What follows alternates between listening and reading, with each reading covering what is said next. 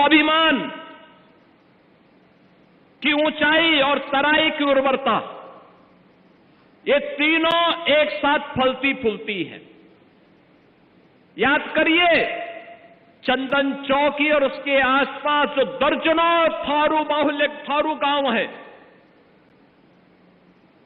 अपनी पहचान के लिए मोहताज थे। कभी वन विभाग के अधिकारियों के द्वारा, कभी पुलिस के द्वारा, कभी राजस्व विभाग के द्वारा लगातार उन्हें प्रताड़ित किया जाता था। एक और थारू समाज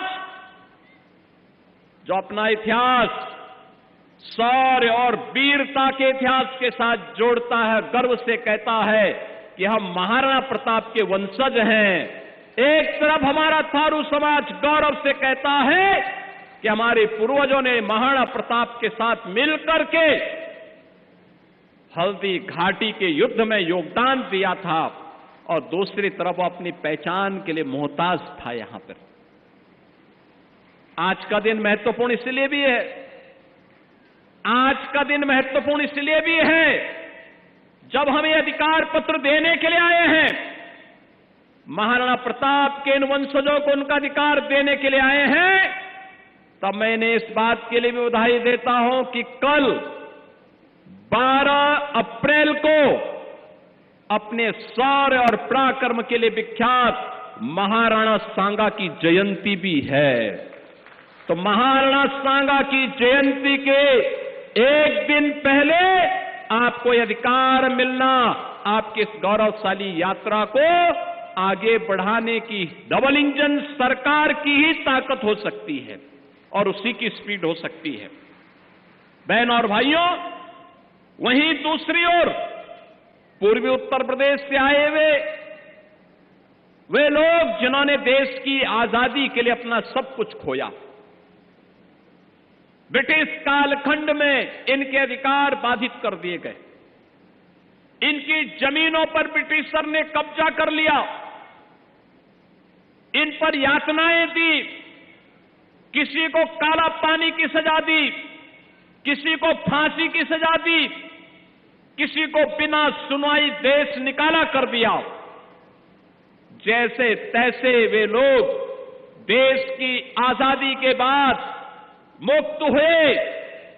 तत्कालीन सरकार ने उन्हें बसाने की व्यवस्था की, बसाया तो, लेकिन बसाने के साथ कभी भी उनको उनका अधिकार, जमीन का हक उन्हें उपलब्ध नहीं करवा पाए, उनको नहीं मिल पाया, उनका अधिकार नहीं मिल पाया। याद करिए कितनी लंबी यात्रा, और वे लोग जिन्होंने देश की आजादी में योगदान दिया, याद करिए जिन्होंने देश की आजादी में योगदान दिया, वे लोग आजाद भारत में अपने अधिकार से वंचित थे। जिन्होंने देश की आजादी में अपना योगदान दिया, लेकिन स्वतंत्र भारत में उनको अधिकार से वंचित कर दिया गया। थारू समाज 1976 में इन गांवों में उनको जमीन देने की बात कही गई थी, 1976 में, लेकिन कभी अपने जमीन पर अधिकार नहीं प्राप्त कर पाए, उन्हें स्वामित्व नहीं मिला। 1955 में पूर्वी उत्तर प्रदेश से आए हुए इन स्वाधीनता संग्राम सेनानियों को भी अधिकार नहीं प्राप्त हो पाया, उनका मालिकाना अधिकार नहीं प्राप्त हो पाया।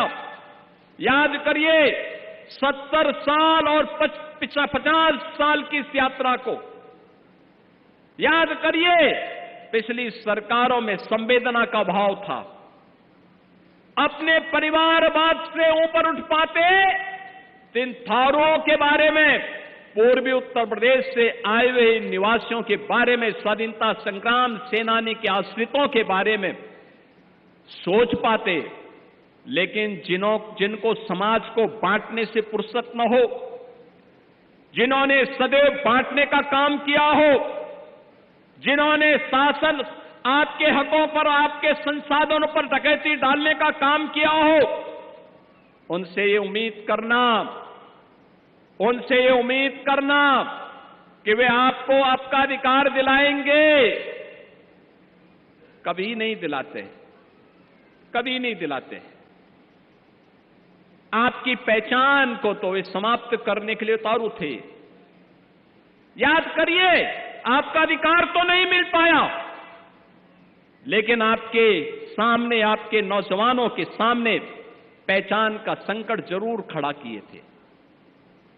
उनके सामने पहचान का संकट खड़ा किए थे, और ये पहचान का संकट